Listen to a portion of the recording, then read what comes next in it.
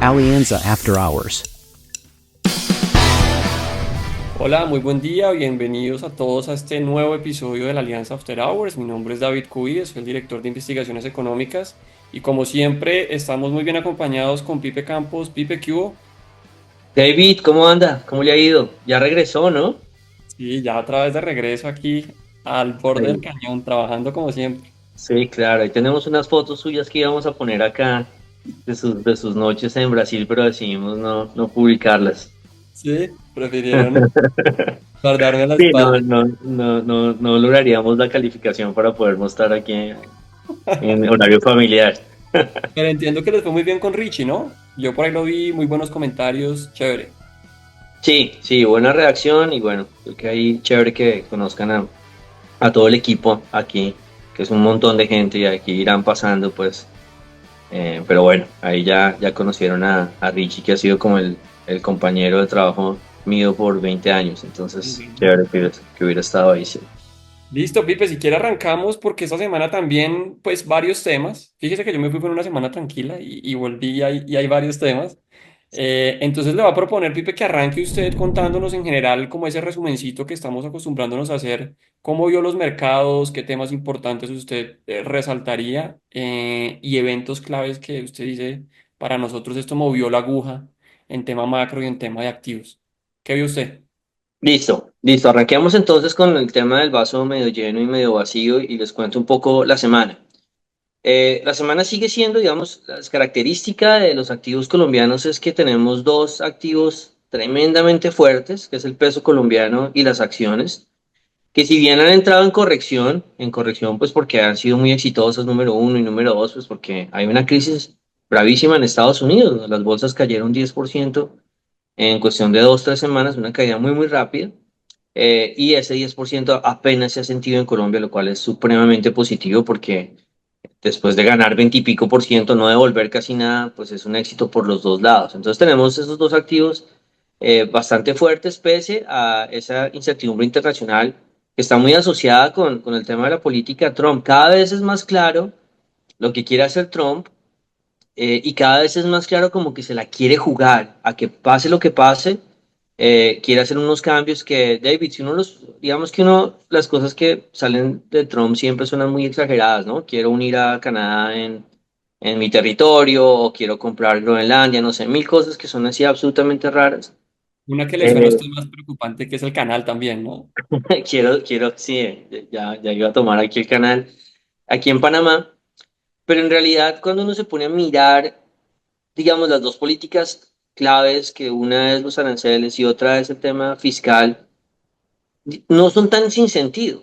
Entonces, lo que él dijo le dio sentido a lo que está haciendo. Dije, oiga, yo los aranceles voy a seguir y ya incluso, aunque México no se sabe, alguno de los dos se va a quedar con aranceles el 2 de abril, y si se quedan con aranceles, ellos pues van a aranceles para todo el mundo, en esta idea de vamos a tratar de traer producción afuera hacia lo local, que uno diría, eso es una locura en términos de la libertad comercial y de las ganancias que se han hecho.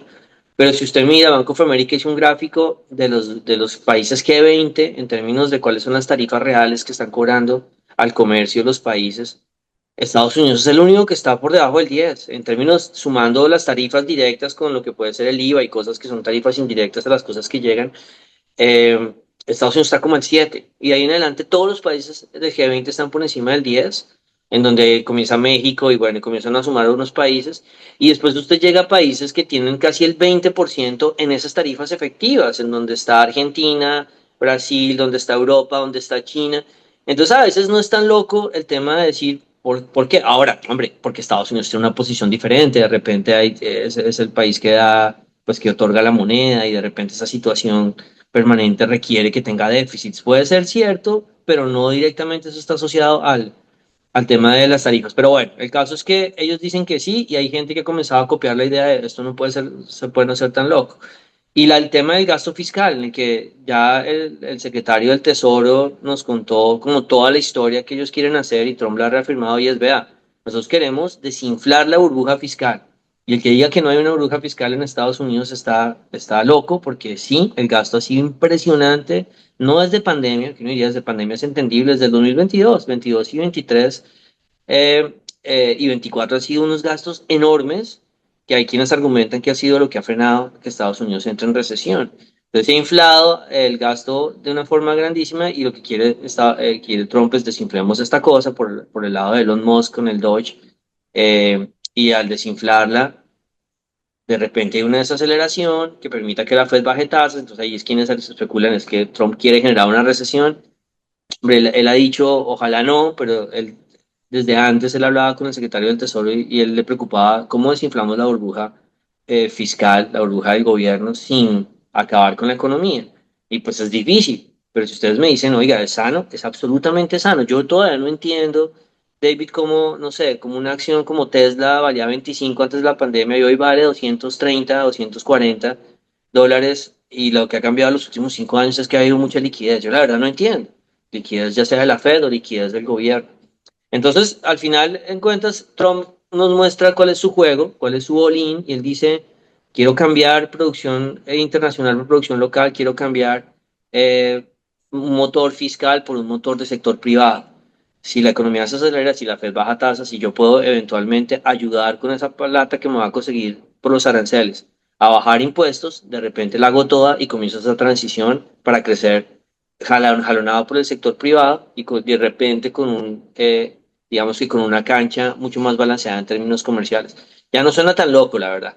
Pero ¿qué es lo loco? Pues que se tiene que aguantar una posible recesión, porque si usted crea una recesión en el gobierno, puede que termine sacando gente, puede que termine creando una recesión a nivel de todo Estados Unidos, y las recesiones no son un switch en que usted vaya y me apaga la luz, por favor, David, y hay que crear una recesión, y después vaya David y me la prende. Eso no es así.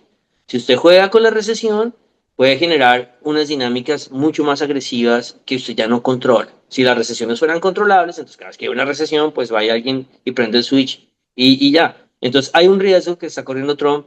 Le dijo al mercado, yo estoy dispuesto a correrlo. A la final de la semana como que se moderó, pero igual el mercado sigue muy preocupado porque Trump quiere jugársela. Ahora hay quienes argumentan que apenas el Congreso de Estados Unidos vea que esto está muy bravo, pues comienza a sacar medidas para volver a traer la liquidez y volver a enchufar, en palabras del secretario del Tesoro, al adicto, porque él dice, Estados Unidos es un adicto a la liquidez, y yo creo que es una palabra muy fuerte, pero es exactamente lo que está pasando. Entonces los mercados cayeron, se recuperaron al finalizar la semana. Por ahora, pues la gente piensa, algunos piensan a la antigua, esto siempre sube, otros dicen no, de repente podemos entrar en una recesión, pero el mensaje aquí que le dejo de toda esa mezcla de cosas es que Colombia lo aguantó muy bien en términos de acciones y en términos de peso colombiano, que terminó en los mínimos y al final terminó porque los últimos días de la semana hicieron un filtro y bueno, ¿quién es el que se le ha parado a Trump bien bravo? Entonces, no, que Europa se le paró, que Canadá se le ha parado, que China también, ¿quiénes no?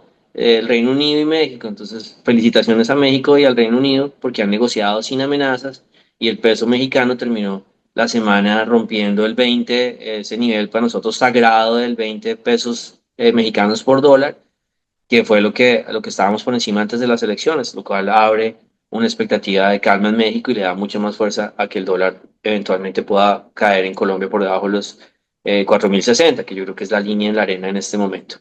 Y Oiga, finalmente le termino ahí esta historia con el dato de inflación en Estados Unidos, ¿no? Que salió IPC e IPP, salieron por debajo de lo esperado, la inflación vuelve a girar a la baja, que era la expectativa que tenía Alianza, que esto no es tan fuerte, sin embargo el mercado no celebró la inflación. Y uno puede preguntarse por qué no la celebró. Entonces, número uno, porque ya ha celebrado bastante. Las últimas 3 o 4 semanas el dólar se ha desplomado y los bonos se han valorizado. Número dos, porque hay quienes dicen que este dato de inflación trae algunos componentes para el PCE. Acuérdense que el PCE es una de esas siglas de la inflación que le gusta le gusta a la Fed y que se conoce a fin de mes, y que los componentes dicen que ya no viene tan bueno el PCE. Puede ser.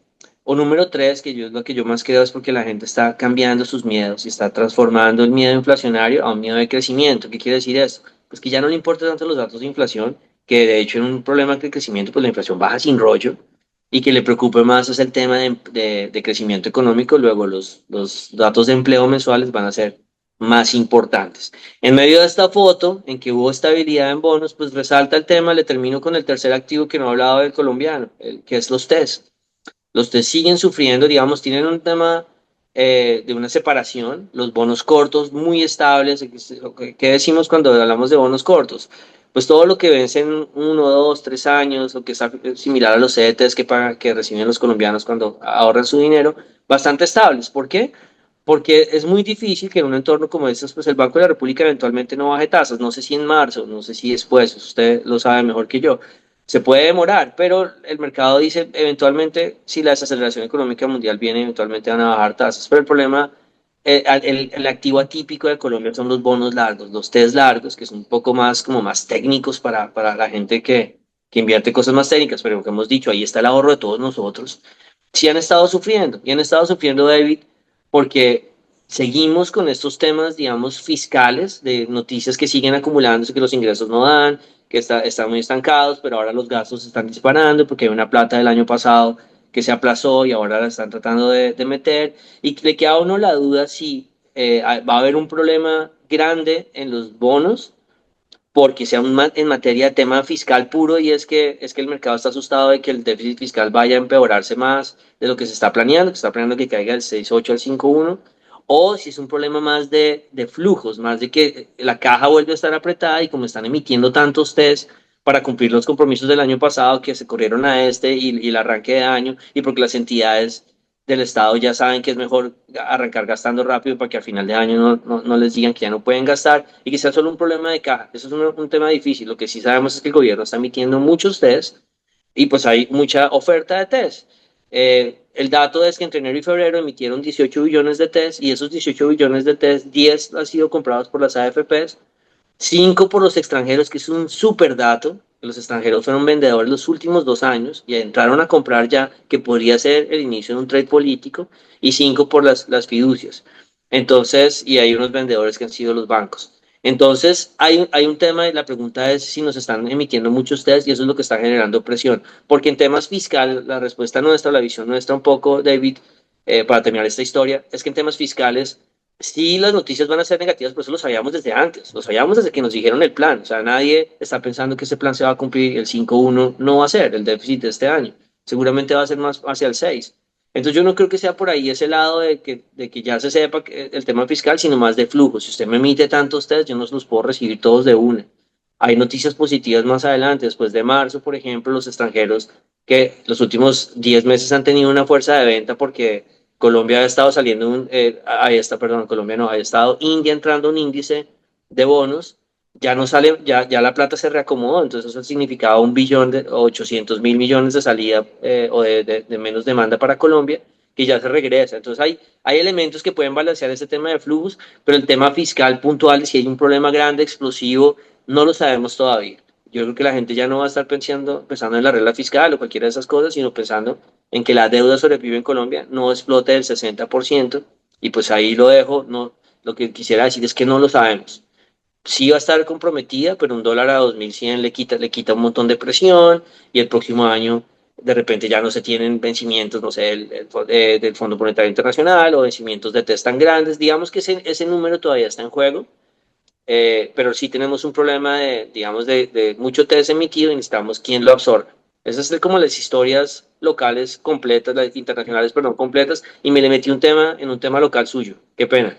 No, pero venga, venga, y yo le hago dos preguntas porque usted se ha hecho un cuento bueno, pero déjeme, yo le hago las dos preguntas, uno de lo global y uno de lo local, o dos comentarios y recibo su opinión. De lo global, Pipe, usted dice, oiga, es que de repente se puede estar configurando una recesión. Si usted se para en Colombia, usted que es el estratega del tema de los activos y los portafolios acá en Alianza, al final a nosotros nos termina conveniendo sí que sea una medio recesión, un enfriamiento más o menos fuertecito para que reaccione la Fed, o cuando ya usted diga efectivamente los datos de empleo que usted dice ahora van a ser los más importantes empiecen a rebotar, ahí sí nos asustamos y ahí ya no queremos decir hasta dónde sí vamos a querer y hasta dónde no vamos a querer que se enfríe la economía gringa para que nos ayude ya en los productos locales. Digamos que nosotros, nuestra pasión por la recesión y nuestro gusto es, número uno, porque no comprendemos una economía que dure 14 años sin recesión. Para mí eso es como absolutamente artificial, entonces me siento incómodo. Íbamos a tener una recesión en el 19, en el 20, pero llegó la pandemia y lo cambió por una recesión rápida y 5 años más de esto. Entonces, para mí ya es incómodo, me siento raro. Y por eso me incomoda ver las Teslas y las Nvidias y todo eso, aunque sea divino y aunque siempre pase, no lo entiendo. Pero más allá de eso, la carreta nuestra es que históricamente las recesiones son como mazazos en la cabeza de racionalidad. Eso de hecho lo vamos a contar en un documento que vamos a sacar la próxima semana. ¿Y qué significa eso? Que las manías o las fuerzas dominantes que ha tenido la gente hasta ese momento, y es compre siempre Tesla que eso sube y no se le ocurra comprar Bancolombia, o hace 10 años, hace 14 años era diferente. Antes era solo compre Bancolombia y no se le ocurre comprar una acción gringa. Eso va cambiando. Entonces, como que le da un choque de racionalidad y la gente dice, no, de pronto Apple no siempre sube. Y hemos visto eso, que la recesión del 2008 abrió la puerta a lo que estamos viviendo ahora, que es esa manía por Estados Unidos, pero la recesión del 2001 anterior abrió la puerta para la manía hacia los emergentes, en que Estados Unidos no era el foco, sino éramos nosotros y los países similares. Y antes en los 90 era diferente, Estados Unidos era el foco. Entonces la recesión yo creo que ayuda para que hagamos el cambio cíclico completo. Pero el tema de la recesión, David, y si es grande, pues es una pereza porque nos va a afectar la economía, puede que nos afecte los activos financieros en el camino, y eso hay que vivirlo. Y como le digo, así sea una recesión chiquita, la del 2001 fue una recesión que solo duró 2 trimestres, pero acabó al mercado gringo, 90%, porque sirvió como detonante para decir, el Internet, no sabemos qué es el Internet, ni siquiera estábamos comprando el Internet, ¿no? Que era lo que pasaba en esa época. Entonces ahorita podría ser una recesión pequeña y en el escenario más negativo decir, es que al fin, ¿cómo es que vamos a materializar la IA? ¿Qué es lo que estábamos haciendo? O la IA es más barata y hemos gastado un montón de plata invirtiendo, no se sabe.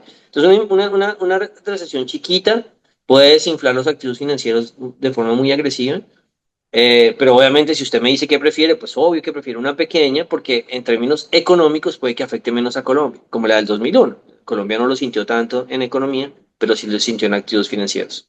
Ok, no, listo, súper claro. O sea, eso toca seguirlo monitoreando, Pipe, porque en algún momento como que el año pasado dejamos de hablar de eso, ¿no? O sea, la gente se olvidó y dijo, no, esto ya salimos. Primera vez en la historia que la Reserva Federal pues está recortando porque sí, y ya aparentemente vuelve a estar en el radar la Sí. posibilidad de recesión. Yo lo Deje, seguía hablando, pero me daba pena, ¿no? Porque ya quedó no, esos 5 meses uno echando una lora.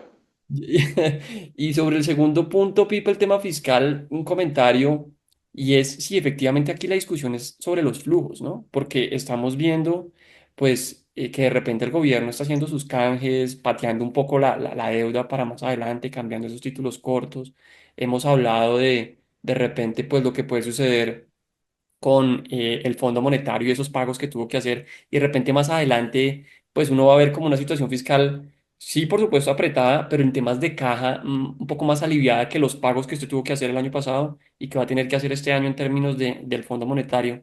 Allí, Pipe, yo no sé qué se imagina usted que está detrás de ese apetito de los extranjeros. O sea, que después de 2 años vengan a decir, oiga, sí me interesa Colombia o me interesa la región. ¿Será que eso se habla como con toda esa tesis nuestra de otra vez volvemos a estar en el radar, que estamos cambiando commodities por activos gringos, etcétera, etcétera? Y allí de repente los extranjeros están empezando a volver a poner como esas miradas en Colombia y en países de América Latina. ¿Usted qué cree ahí? Sí, yo creo que, digamos, decir que ya Colombia va a tener un déficit fiscal o una deuda más bien explosiva, no lo sabemos. Y hay varios elementos que se contrabalancean. Yo creo que sí es un tema del trade político que pueda estar empezando. Ahora, si usted me dice, por ejemplo, hombre, todavía no afectaba a los test, pues no, porque es que emiten muchos. Entonces no puede, antes, o sea, 5 billones de compra de extranjeros en 2 meses es una barbaridad. Mm. Pero ¿qué pasa si yo antes emitía en 2 meses 5 billones y esta vez emití 18 billones? Entonces yo creo que todavía ahí no puede. Ahora la pregunta es, ¿qué es más importante? ¿El valor de los activos, que sería lo que están haciendo los extranjeros comprando? O la oferta y la demanda? Alguien me dirá, es lo mismo, pero no es lo mismo. O sea, usted puede tener eso pasa en los rebalanceos, usted puede tener una oferta enorme y eso hace que el precio se desvalorice, se caiga, pero de todas formas son unos fundamentales que le dicen, no, esto debería ser temporal. ¿Y qué suele suceder en los rebalanceos? Pues que el activo por el flujo se mueve mucho y después se devuelve al precio que debería tener. Entonces, si usted me dice, yo creo que hay valor en la deuda, claro que lo hay, pero te toca ver que el gobierno no es, digamos, que el mercado más bien pueda absorber esa mano de test que tiene que emitir el gobierno por sus temas de caja. Ok, sí, el tema de los flujos va a ser súper importante en las próximas discusiones.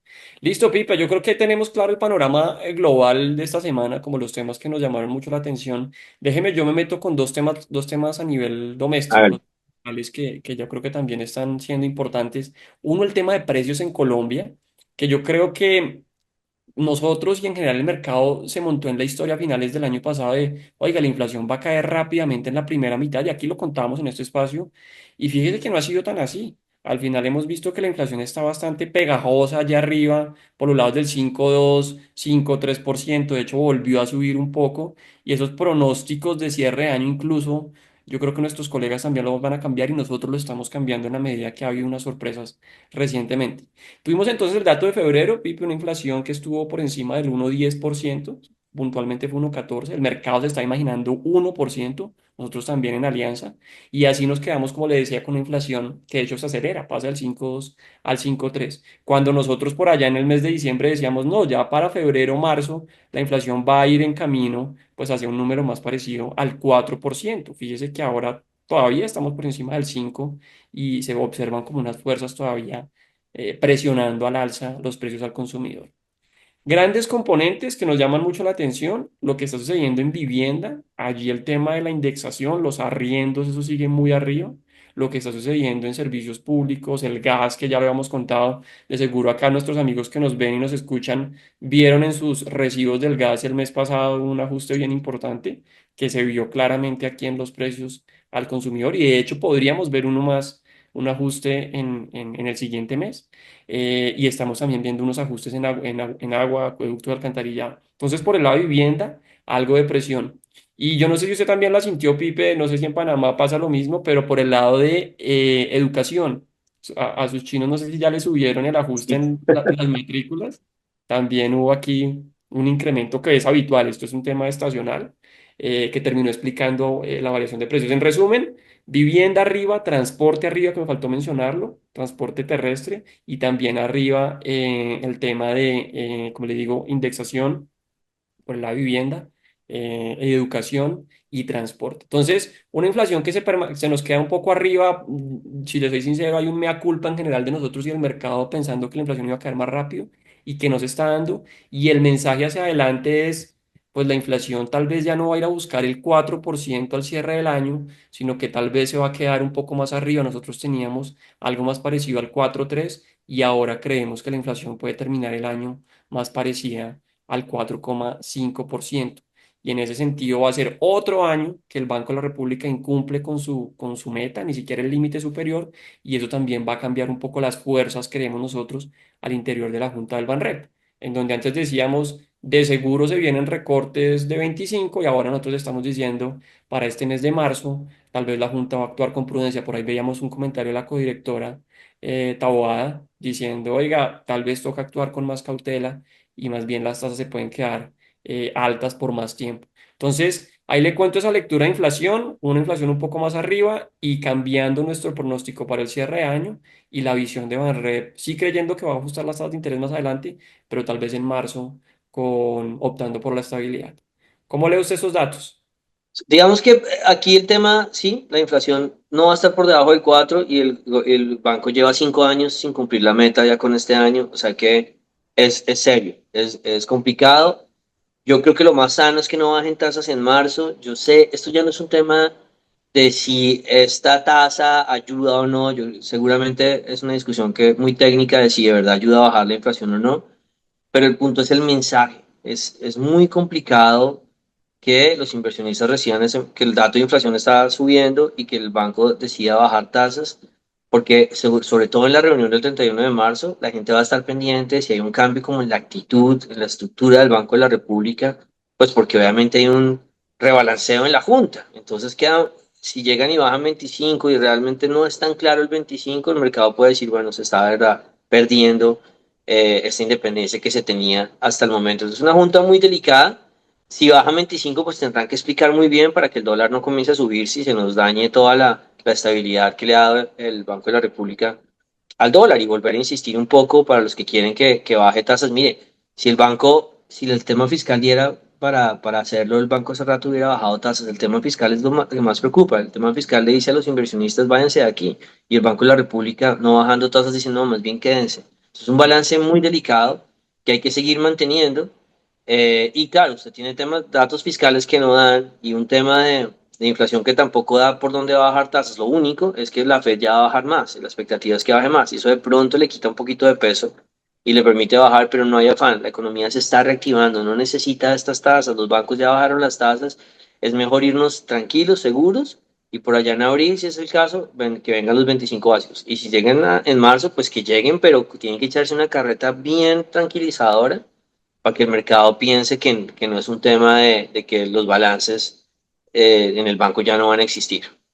Sí, total, y acuérdese ahí el precedente que fue un poco desafortunado el ministro en algún momento hablando, diciendo, no, y es que cuando cambia la Junta, pues ahora sí se vienen los recortes de 75, que eso claramente pues puso de presente el cambio en la estructura a partir de este mes de marzo.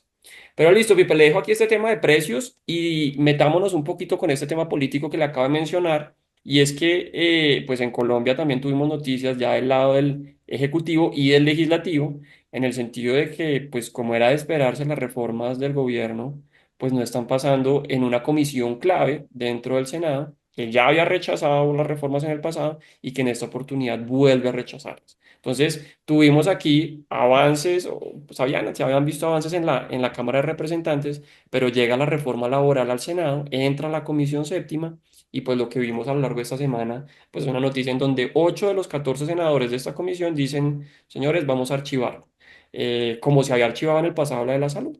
Y esto pues desata los comentarios del presidente, en donde dice, bueno, si ya no me van a aprobar nuestra reforma laboral, si ya la reforma a la salud tampoco tiene mucho espacio para pasar, porque tiene que pasar también por esta misma comisión, y ya la tumbaron hace unos meses, pues entonces vamos a abrir la puerta a la consulta popular, ¿sí?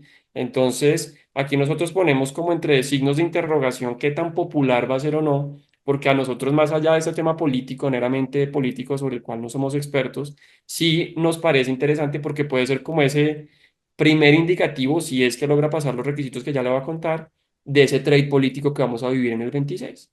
Y es que básicamente hay una serie de procesos que se tienen que cumplir para tener esta consulta popular, temas, digamos, técnicos que están escritos en la Constitución, tiene que el presidente pues aprobarlo y firmar con todo su gabinete, tienen que crear unas preguntas de sí o no que sean súper claras sobre estas reformas, por supuesto. Tiene que ir al Congreso, más bien que al Congreso, tiene que ir al Senado, a la plenaria y tiene que aprobarse por mayoría absoluta. Y allí ya entran los temas interesantes, que es por lo que lo ponemos aquí, empieza el tema de los votos. Si es que logra pasar de todos estos primeros pasos y llegar ya al tema de la votación, pues tiene que tener al menos, Pipe, un tercio del censo electoral, es decir, tiene que ir a buscar más de 13 millones y medio de votos y al final, pues tiene que tener la mitad más uno para que se aprueben. Entonces, más allá de eso que luce un poco difícil en términos de todos los procesos y los tiempos, porque eso más o menos va a ser para el mes de julio o algo por el estilo, pues sí podría ser, Pipe, interesante si se aprueban los primeros pasos y llega al tema de la votación, medir un poco el caudal político que tiene el gobierno de cara a lo que son las elecciones del 26.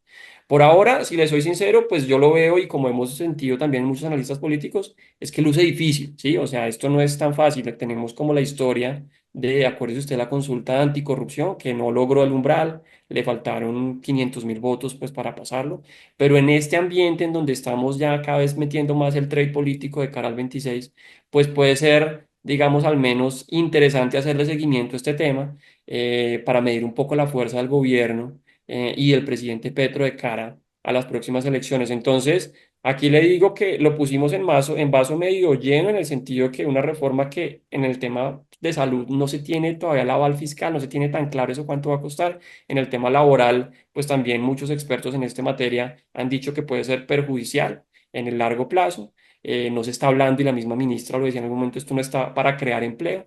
Entonces, pues desde ese punto de vista lo catalogamos en ese lado de nuestros vasos, pero es muy interesante y aquí le quiero escuchar su opinión desde el punto de vista de los votos, cómo se posiciona el gobierno de cara a esta consulta popular y a lo que pueden ser ya las elecciones en pleno del 26, tanto de Congreso como de Presidencia de la República. ¿Cómo lo ve? Un tema súper interesante, David. Primero me voy a poner el sombrero de inversionista. Entonces, con la gorra de inversionista, a los inversionistas les ha gustado el hecho de que haya unos muros de contención, unas paredes para lo que pueda hacer, y no es para este gobierno, para cualquiera. Entonces, los muros de contención es en algún lado la Corte Constitucional, en otro lado el Congreso, por otro lado, un muro internacional que puede ser la relación con Estados Unidos y el choque con Donald Trump. Cada vez que el mercado ve que si hay esos muros y que funcionan, el mercado dice, ok, esto está contenido. Digamos, el Barré. nivel reformador, el Ban Rep, es el muro que nosotros siempre defendemos. Entonces eso está contenido. Y esto fue otra vez un choque con un muro y el muro funciona. Entonces, de nuevo, desde la perspectiva del mercado y los inversionistas, que esto molesta tanto tal vez a los gobiernistas, no es que a ellos les importe que pase una reforma o no, no, no, o sea, si tiene un problema fiscal, claro que sí, pero digamos que en este tipo de situaciones en que de pronto no se ve inmediatamente el impacto fiscal, lo que les importa es que pase con el proceso adecuado. Vean que cuando pasó la pensional nadie se votó por una ventana, porque pasó con las reglas. Y cuando no pasa con las reglas, se celebra, porque las reglas, digamos, las paredes funcionan. Entonces, ahí me quito el sombrero de inversionista y por eso los mercados toman esto muy bien y todos, no estoy hablando de uno, sino 8 analistas internacionales dijeron después del choque de Donald Trump con Gustavo Petro, nos parece que eso limita y muestra de nuevo los límites que puede tener el gobierno y por eso arrancó el trade político tan bravo en acciones. Ahora me pongo el sombrero del analista político, que este sombrero a mí me incomoda un resto porque me queda muy grande, pero entonces voy a citar un poquito unas conversaciones que he tenido con Richie, que eso me ayuda bastante. Entonces, el gobierno con esta jugada, hasta ahora es un globo, y el globo de la forma más respetuosa posible es una idea más de las que hemos oído muchas ideas en que no se materializan en nada. Entonces, por eso los inversionistas también ya tienen callo. Entonces, cuando sale un globo, pues no hacen nada, porque es un globo más. Es una cosa que ni idea si en 5 días estemos hablando de otro tema. Y esto es un globo hasta que el Congreso lo pase. Si el Congreso lo aprueba, con las preguntas y con los tiempos y todo lo que usted dice, si ya se va a votación, ya no es un globo, ya es un evento. Y eso es un evento de mercado que va a ser muy importante, porque va a ser un pulso directo a las elecciones. En el caso de algunos resultados que terminen de dando, podrían ser las elecciones anticipadas. Podría el mercado decir, ok, eso es una elección anticipada, ya sé lo que va a pasar el próximo año, a mediados de año. Entonces el gobierno se está yendo aquí, me estoy robando palabras de nuevo, se está yendo all in, se la está jugando toda. Porque él dice, mando esto y no me lo aprueba el Congreso, entonces ya gané, porque el Congreso está mostrando que no quiere oír la voz del pueblo. Entonces, listo, ahí ya me la juego. Número dos, el Congreso me la aprueba porque digamos que los congresistas se ven presionados a que no se vean de esa forma y nos vamos a las elecciones. Entonces, listo, ya ahí estamos en un evento de mercado porque vamos a tratar de vamos a tener muchísima información de las elecciones del próximo año.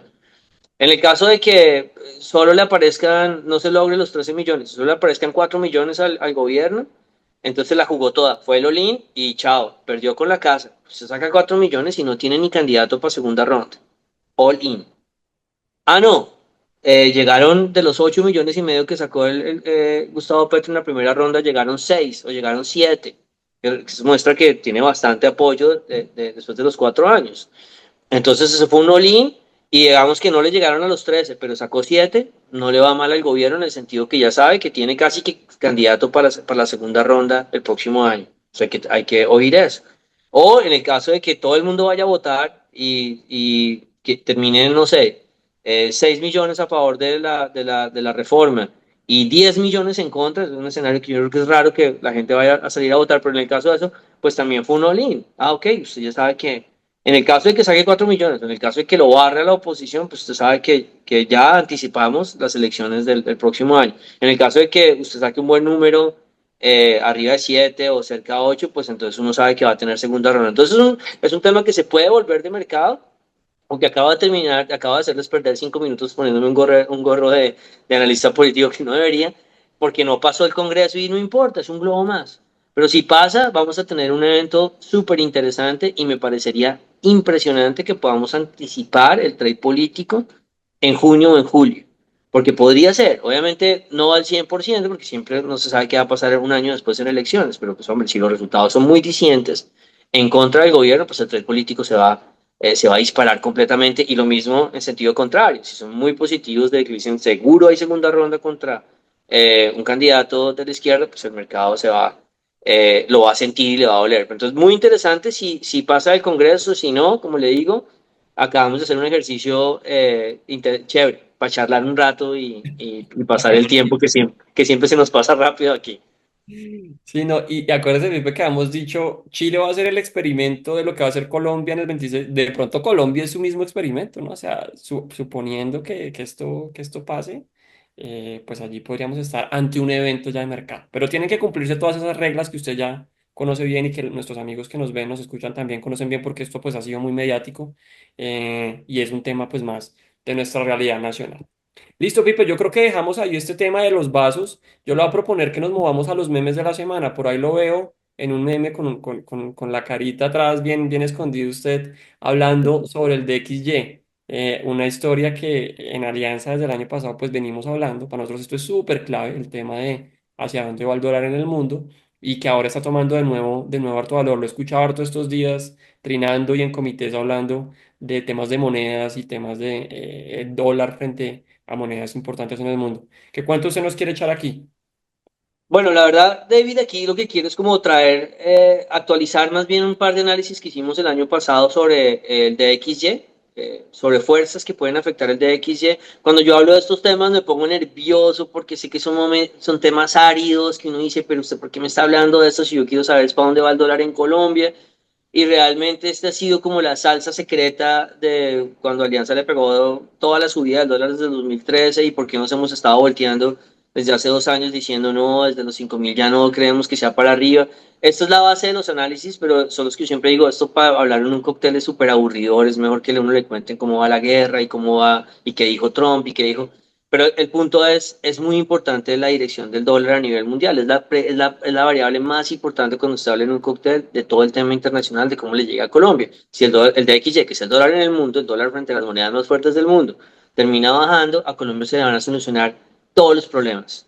Obviamente uno no quisiera depender de estas fuerzas, pero así es Colombia y gran parte del mundo depende de esto.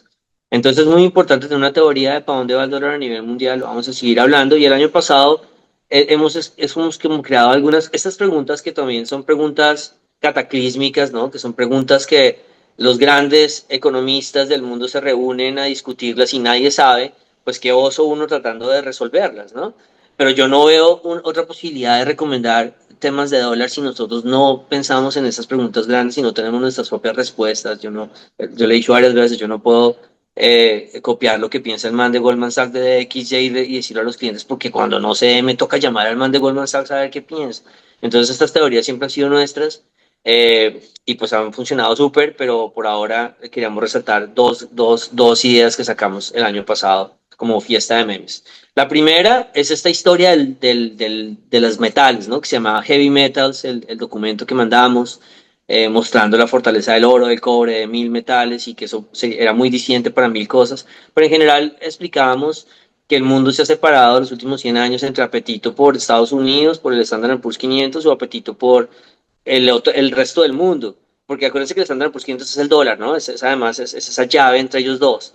Y el resto del mundo lo identificamos muy bien como el oro. El oro es el resto, representa los commodities, pero representa lo que es tangible, ¿no? El Standard Poor's es electrónico, ¿no? Es tecnología. El oro es tangible, usted lo puede guardar debajo del colchón, pero tiene la correlación con el resto de materias primas y que es lo que usted necesita para construir cosas. Entonces, es una muy buena relación y en el largo plazo hay momentos en que el Standard Poor's brilla bajo el sol y momentos en que el oro brilla bajo el sol. Y cuando el oro brilla bajo el sol, quiere decir que esa línea naranja, que es la relación entre acciones y oro, comienza a echar para abajo. A nosotros nos va muy bien. La última vez que pasó eso fue el gran rally de los 2000, que la relación entre el Standard Poor's 500 y el oro se derrumbó. Y ahí la línea verde, que es la gráfica de la derecha, la que estoy hablando, la línea verde se derrumba, que es el DXY, y con eso el dólar en Colombia pasó de 3.000 a 1.600 y las acciones se multiplicaron por 9 y la economía creció a tasas del 5% y esto fue solo el viento de afuera. Yo sé que uno quisiera pensar que el presidente de uno sí fue el que hizo las cosas bien, los presidentes potencian esto, logran que sean mejores, pero no son los que lo crean, somos víctimas de este mundo global. Y ustedes ven que a partir del 2011-2012 esa línea naranja cambia de dirección, comienzan las acciones gringas a tomar poder y a irle mucho mejor que el oro se estanca en el 2011, en el 2011 comenzó a estancarse y fue una de las grandes señales que nosotros dijimos, hombre, nuevos máximos en las acciones gringas y el oro para abajo está cambiando el ciclo y aquí echamos nuestra carreta de que el DX ya era para arriba y ahí tuvimos 12 o 13 años de dólar para arriba, que es lo que hemos estado viviendo hasta ahora. Entonces, si ustedes lo ven en el periodo de los 70 fue muy similar, hay una ruptura de correlación un poco a principios de los 80, pero es un muy buen indicador. Entonces, la carreta que hemos estado diciendo es, estemos pendientes cuando esa línea naranja, cuando la relación se desploma, porque va a ser una señal buenísima, es que el oro le va a mejorar las acciones gringas, cataclísmica, porque le dice a uno que el mundo ahora quiere volver a lo básico, volver a las materias primas, volver a otro tipo de riesgos, y tumba el dólar. Y le tengo la gráfica actualizada del gráfico de la derecha, en donde estas semanas, pues ustedes han visto un desplome de las acciones gringas y el oro haciendo nuevos máximos. Para mí esto es como, ¿no? Esto es un sueño, es verlo Nacido para suceder. en tiempo real. Yo cuando escribí sobre esto en el 2013, pues no era tan, ahorita tengo mucha más conciencia de lo que está pasando y me encanta ver ese tipo de situaciones porque es Alianza jugándosela a tomar posiciones en discusiones globales con indicadores que yo no veo que todo el mundo los esté poniendo. Entonces es muy chévere. Ahora, no podemos cantar victoria, pues toca que ese indicador rojo baje de los mínimos de pandemia y nos diga que ya está en tendencia bajista y ya ahí en ese caso el dólar, el de X ya no es 100, el de X ya es 90 y de ahí en adelante lo que quiera para abajo, que le abre todas las posibilidades a Colombia para tener una presión bajista en dólar. Y el otro gráfico, porque estamos hoy lentos, ¿no? Usted y yo, los dos, estamos lentos en tiempo. Es otro documento que mandamos, como que era cuando ahí están AMLO y Powell en un bar y les decíamos, vea, cuando nosotros recomendamos compra de dólar, el año pasado a mediados decíamos, el problema no es que nosotros queramos que el dólar sea para arriba en el mundo, el problema es AMLO en ese momento, y hacíamos otra correlación, que es el mismo de XY, que es la línea verde, y la relación, la diferencia entre los bonos largos y cortos en la curva de los tesoros de Estados Unidos. También ustedes ven que es bastante bueno mostrando la dirección. Este es un indicador más técnico, más difícil. Pero digamos que en el corto plazo uno se imagina que si la Fed baja tasas, esa línea, en este caso esa línea, ahí me dejé los dos en el mismo nombre, pero la línea naranja en este caso, no, perdón, la línea verde, que es la diferencia entre las tasas, debería ser para abajo. ¿Por qué? Porque la Fed baja tasas y pues a medida que baje tasas, las tasas cortas bajan más rápido y se comienzan a separar de las largas. Entonces lo que nosotros decíamos era, cuando la Fed baje tasas, pues el dólar es para abajo, lo cual no, finanzas 101, es relativamente fácil. Sin embargo, lo que hemos dicho nosotros es que en un momento, si llegamos a momentos en que la inflación de verdad sea un dolor de cabeza, podríamos tener las curvas muy empinadas. Así quiere decir que el bono baje mucho y que el bono largo se quede arriba. Y en ese caso, entonces uno puede abrir la puerta a otros de XY, de XY por debajo de 90, cosas de estilo que a mí no me interesa pronosticarlas ahora, no tiene sentido. Pero un DXY debajo de 90, pues es un ciclo bajista de dólar enorme, pues es la pregunta ahí en el caso, y es muy hipotético, la pregunta sería, ¿será si vamos a ir abajo de 2.500? Qué pena, me faltó decir algo, devolvamos un poco al gráfico de atrás un segundito, antes de actualizar este gráfico, porque nosotros también, ahora uno que saca pecho y dice, no, voy a cantar, que yo me las sé todas, nosotros también hace poco hicimos un documento en el que decíamos, nos preocupa un poco que el de X ya se vaya para arriba. No, perdón, qué pena. El gráfico en el que estábamos, ese sí, en el gráfico estábamos para solo contarles una historia rápida.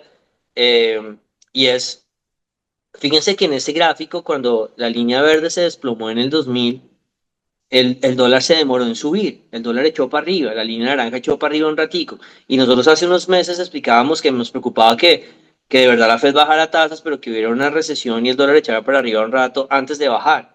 Entonces hay que seguir teniéndolo en cuenta porque eso no es falso. Si comienza a bajar los bonos porque la Fed va a bajar tasas y todo se ve súper chévere y estos de alianza son unos berracos, si llega a haber aversión al riesgo, el dólar puede subir y se puede separar, que era el susto que nosotros teníamos hace unos meses porque el dólar estaba subiendo muy rápido. Entonces, tener en cuenta esa idea, digamos que al final, ¿para dónde es el dólar en el largo plazo? Pues para abajo, si esas líneas que estamos mostrando van a ser para abajo, pero hay un intermedio, que es la pregunta que usted me hacía, hay una transición, es que si hay una recesión, pueden haber 6 meses bravos de dólar para arriba. ¿De cuánto? No sé, puede ser 20%, 30%, 50% o 10%, no lo sabemos.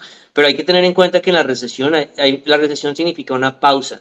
La recesión no llega para quedarse, no es que sea el fin del mundo, pero esa pausa puede ser problemática. Y el último gráfico es la actualización de este, en el que, de nuevo, ustedes se dan cuenta pues que la línea ha seguido cayendo, o sea, que ha comenzado a jalar esa idea de que los bonos cortos bajan más rápido que los bonos largos, entonces la línea verde está cayendo y eso ayuda a que el dólar sea para abajo. Entonces, este análisis es de corto plazo y de largo plazo, que le dice a uno la presión del dólar sigue siendo para abajo desde un punto de vista de no es que si Trump dice A o B, es que esto es otra cosa, esto es las fuerzas globales del mercado que le están diciendo a uno cuál es el apetito que tienen, que van a tener para los siguientes años, porque la gente dice, no, pero es que si Trump pone 50% de aranceles, pues es para arriba, porque es inflacionario. Nosotros queremos sacarnos de esas discusiones del día a día de cóctel y llevarlos a las tendencias realmente de largo plazo que importan, que se ven muy bien, sabiendo que la interrupción sí es un tema de recesión. Puede ser una recesión, podría mandar el dólar arriba y ya sabemos cómo son las recesiones temporales. El dólar sube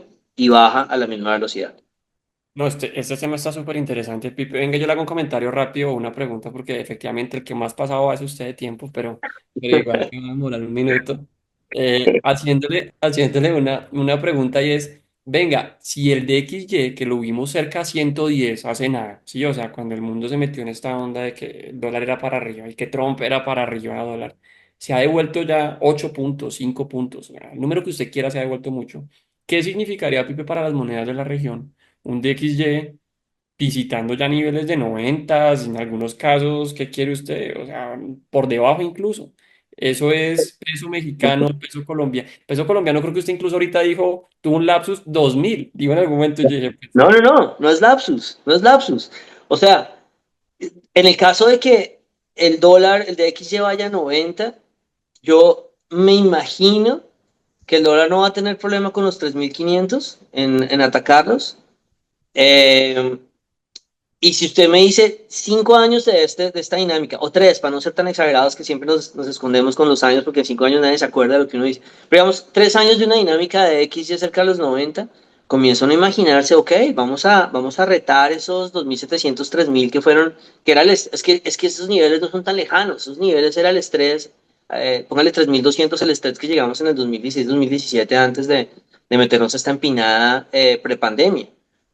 Estamos hablando de ciencia ficción, aquí no es Alianza está pronosticando los 2.700 nada de eso, pero obviamente desde la visión cíclica nuestra, pues sí es una discusión que hay que poner en la mesa, pero por ahora es, preocupémonos si podemos llegar a los 3.500 esos elusivos 3.500 que yo creo que tendrían sello de garantía si el dólar, si el DX ya rompe el 100. Yo creo que ahí tendríamos que poner en la discusión que vamos para 3.500, pero usted sabe, el 100 no lo hemos podido romper en 3 años, o sea que es un nivel difícil que según ese gráfico uno diría, papitas, no lo vamos a llevar. Pero esperemos a ver si no hay versiones al riesgo o cosas así raras. ok, no, listo, sí, súper, sí. Listo, yo creo que ahí terminamos ese tema de la fiesta de memes, Pipe. Nos metemos entonces en nuestro calendario porque la próxima semana vamos a tener temas económicos interesantes en los Estados Unidos. Se viene la Fed, ¿no? Entonces, el mercado no le está apostando a que haya movimientos en general, se está imaginando un movimiento más adelante en el año, pero se viene actualización de dot plot. Entonces, aquí los miembros de la Fed nos van a decir hacia dónde se imaginan que se ven las tasas de interés, la actualización de qué creen en materia de actividad económica, de empleo, etcétera, etcétera. Entonces va a ser una reunión bien interesante a mediados de la próxima semana. Y también van a decidir sobre tasas de interés nuestros amigos en Brasil y nuestros amigos en Chile. Todas esas decisiones súper importantes. Los chilenos y los mexicanos, acuérdense que han tenido que recular un poquito, ¿no? Los chilenos en algún momento dijeron quiero tasas muy abajo y le atacaron la moneda. Y a los brasileños también las bajaron y le atacaron la moneda y ahora las están subiendo. Entonces, vamos a ver cómo se actualiza esta foto regional en materia de tasas de interés en América Latina y también en Estados Unidos. Y en temas ya un poco más de ocio, en nuestro Extra Time, pues Pipe, vamos a tener fútbol, volvemos a tener calendario de eliminatorias. Colombia se juega su mundial, ahí sí yo creo que cabe muy bien el dicho. Vamos a jugar contra Brasil el próximo jueves. También hay buenos partidos a nivel internacional, Italia, Alemania, España también está por ahí. Pero a nivel local, pues por supuesto Colombia, que está en este momento en la cuarta posición y compite con el quinto. ¿Quién lo pensaría? Colombia está ahorita mejor en cuanto a la posición en la eliminatoria que Brasil. Y podríamos aquí dirimir quién se gana esa posición en el partido de la próxima semana. Y usted entiendo que nos quiere hablar un poquito de una película que tiene ganas de ver, que no se la ha visto, ¿no? Sí, que la estrenaron en Colombia, pero no aquí, entonces les digo, véanla, véanla ya y me cuentan, pero es una película que le he tenido ganas, y hay gente que dice que la ningunearon en los Oscars, que solo estuvo nominada para los mejores efectos visuales, es una autobiografía del cantante Robbie Williams, Pero parece que es una onda súper rara, diferente, con buena música, por supuesto, y él es un simio durante toda la película, que actúa pues con seres humanos, pero parece que está muy bien hecha y yo tengo muchas ganas de vérmela, entonces juéguensela. 7.6 en IMDb, en Rotten Tomatoes es 90%, está bien, vale la pena, creo que es un plancito chévere, y para la gente que le gusta la música, me parece que vale la pena hacerse el viaje al cine. Listo, Pipe, pues yo creo que ahí está, ya está con recomendaciones de cine y futbolísticas, entonces lo dejamos por esta semana. Muchísimas gracias por acompañarnos. Y bueno, hasta una siguiente oportunidad. Gracias, Pipe. Vale, David, lo mismo y feliz fin de semana a todos. Que esté muy bien. Alianza After Hours.